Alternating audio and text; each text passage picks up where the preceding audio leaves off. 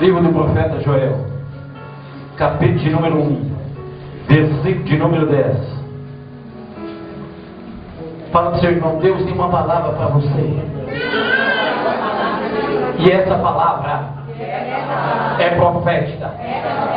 Ela pode e tem o poder de mudar a tua vida. Se você acredita nisso, dá um glória para me ver.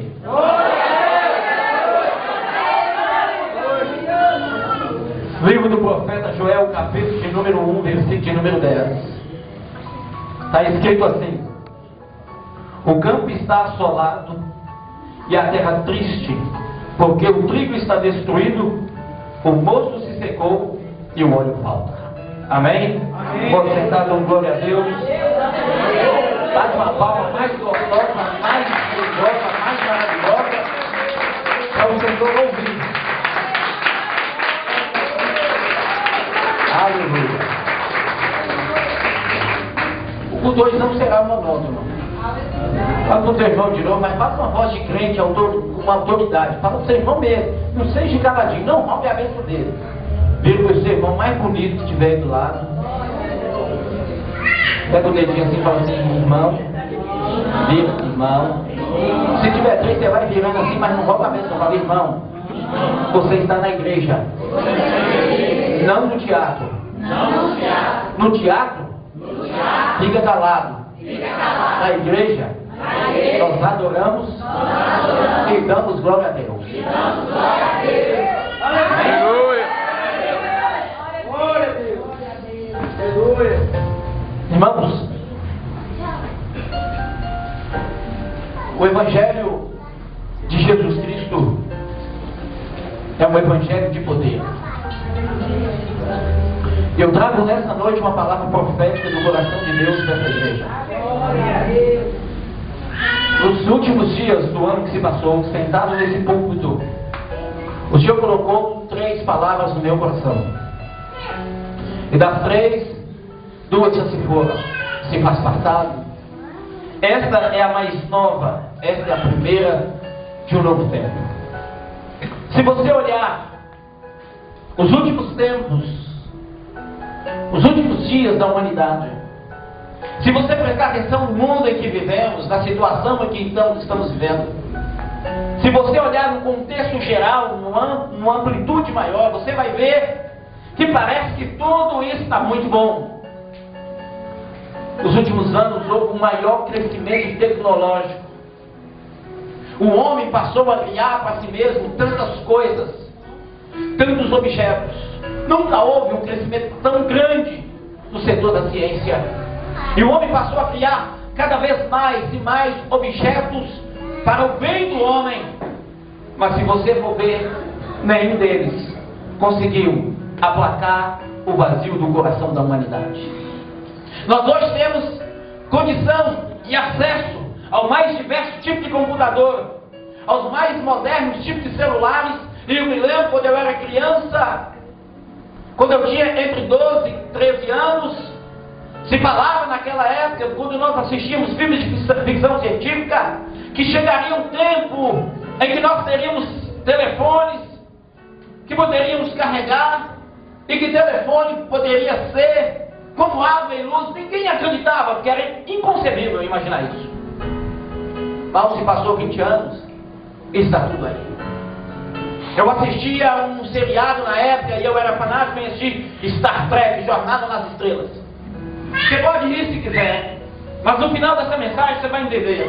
Eu me lembro que o Capitão Kirk, lá em cima, fora da Terra, completamente ficção científica, ele tinha, a nave estava estacionada lá em cima, em órbita terrestre, e ele sacava um aparelho, e ele conseguia falar com a outra parte da tripulação na Terra ou em outro planeta, e eles conseguiam vê-lo. Aquilo era uma loucura. Hoje é tecnologia de ponta chamada de 3G. É real. Essas coisas têm acontecido aos nossos olhos, e o homem a cada dia que passa cria mais computadores que têm mais capacidade de armazenamento de dados. Mas o homem, quanto mais adquire para si, mais o seu coração fica vazio. Os carros evoluíram numa rapidez e numa velocidade tão grande que só falta falar. Nós nunca imaginávamos um carro sem barulho. E os carros elétricos estão aí para carregar na tomada. Daqui mais uns 3 anos saem em linha. Produção em massa. Por que, pastor, o senhor está trazendo isso? Porque nos últimos dias o crescimento da tecnologia espacial, a tecnologia aqui na Terra é mecânica, evoluiu a um nível tão grande que o homem está sendo quase substituído pela máquina. E eu fico olhando hoje, imaginando o que o profeta Joel viu na sua época. Ele teve uma visão que o impactou, uma visão que mexeu com o seu sentimento, com o seu coração. E ele viu 3 fases, 3 níveis de uma situação da terra, que na sua época ele achou que era para a sua época. Ele viu que o campo estava assolado, ele viu a terra triste. Ele diz: o campo está assolado, a terra está triste. Ele viu os dias atuais de uma terra triste, sem Deus. Um homem com todo acesso a muitas coisas, sem Deus. E o homem está triste, assolado, a terra está corrompida. Cada dia que passa tem havido mais e mais crimes hediondos, entre o homem contra o homem, entre pai contra filho, filho contra pai, e entre famílias. O homem se tornou capaz de fazer coisas que até o diabo duvida. O homem hoje tem coragem de fazer coisas que até Satanás não precisa mais fazer, porque o próprio homem já está fazendo em seu lugar. O profeta Joel viu a terra triste. Você pode me perguntar: mas pastor, o que o senhor quer com essa noite, com essa pregação? É porque quando ele viu a terra assolada, ele percebeu que por estar triste, uma terra triste, na sua época, o campo estava assolado. Havia destruído tudo, porque 4 fases da igreja, 4 fases da geração israelita, 4 fases de Jerusalém, como você quiser, 3 ou 4 fases, tinha sido atacada por 4 tipos de gafanhoto, a ponto de toda a comida acabar. E eu não quero pregar isso lá. E quando ele viu na sua época o campo assolado, a primeira coisa que ele viu foi que falta pão, falta trigo, falta trigo. O trigo está destruído, o mosto secou e o óleo falta. Eles estão dizendo: a terra está triste porque falta pão, e pão falta palavra.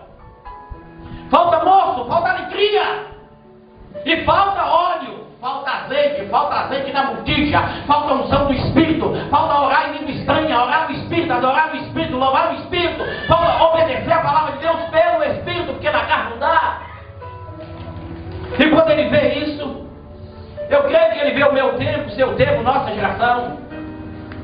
E o profeta, ele sabe que precisa acontecer algo.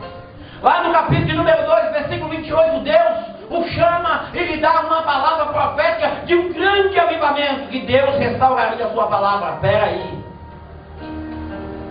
É agora que eu começo a pregar. Deus tem se assentado no trono e tem olhado para a terra todos os dias. Não vou pregar nenhuma novidade, é novidade para os irmãos que vêm nos visitar. Mas para aqueles que aqui estão, não é nenhuma novidade. Deus todos os dias se assenta no trono. E eu creio que pela imensidão da sua glória, Deus deve percorrer os corredores celestiais, o parapeito da eternidade, como você queira. E os olhos dele, no chão de fogo, roda a terra. E Deus deve ficar de um lado para o outro, rodando a terra, ouvidos abertos, olhos abertos, procurando algo. Ei, Deus não busca você com seu carrão bonito, com sua casa chique. Deus não busca você com seu terno de grife. Deus não busca você com sua sandalinha de marca. Deus não busca você com seu salário gordo na carteira. Deus busca algo na humanidade que ele não acha mais, porque a terra está triste, porque se secou o mosto, porque o óleo falta e porque falta a palavra. Deus busca uma categoria de crentes que tem sido difícil de achar, Deus busca crentes enraizados em sua sã doutrina, em sua palavra. Deus busca crente que ainda ama o céu e a eternidade. Deus ainda ama crente, busca crente que ainda ora em língua estranha, que ainda profetiza, que ainda revela, que ainda acredita que Deus é Deus ainda na terra.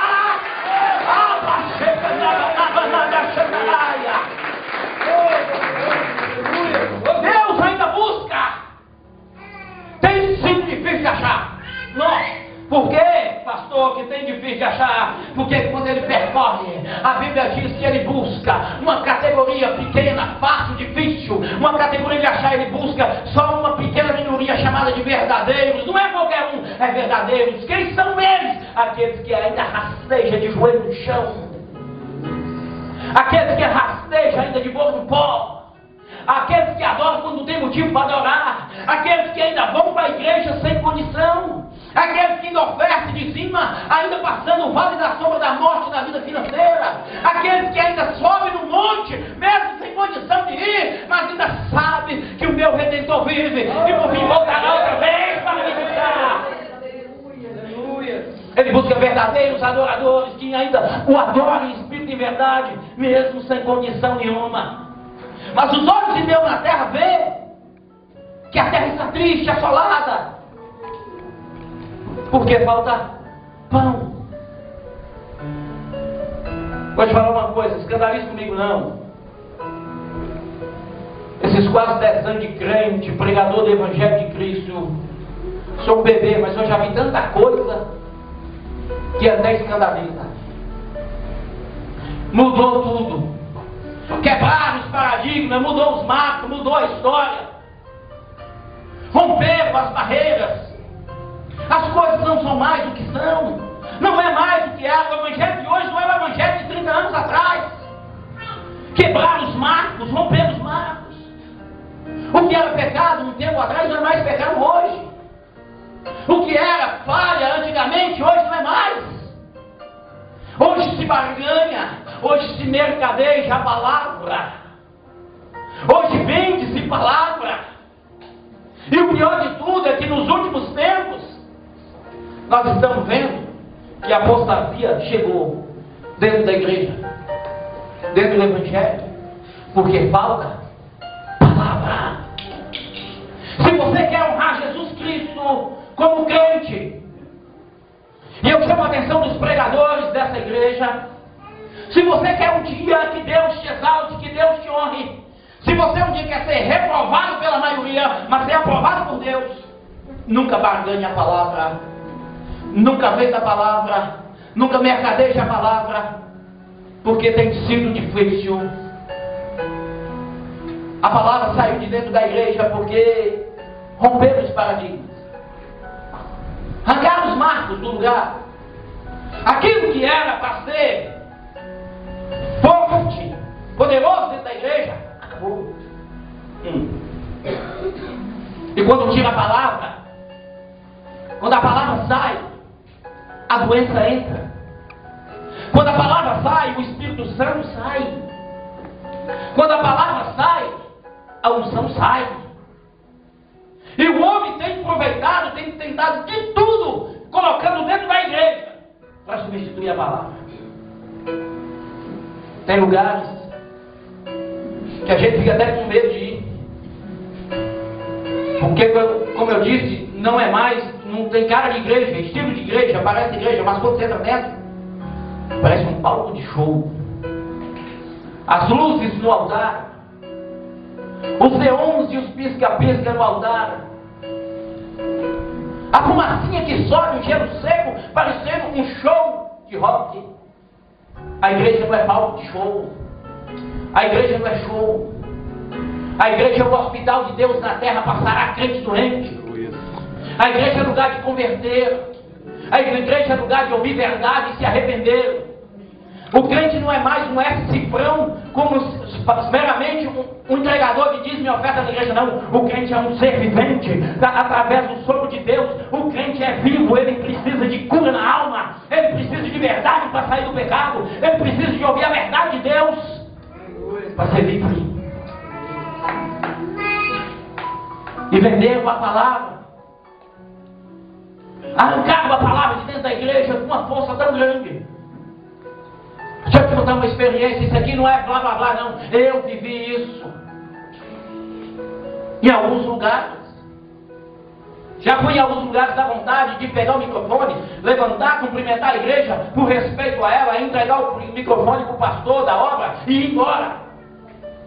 Eu fui convidado para pregar numa igreja, num culto de dança, num congresso de dança, lindo, maravilhoso.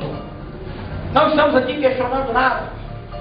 A igreja tinha tanta gente, mas tanta gente, que quando eu cheguei,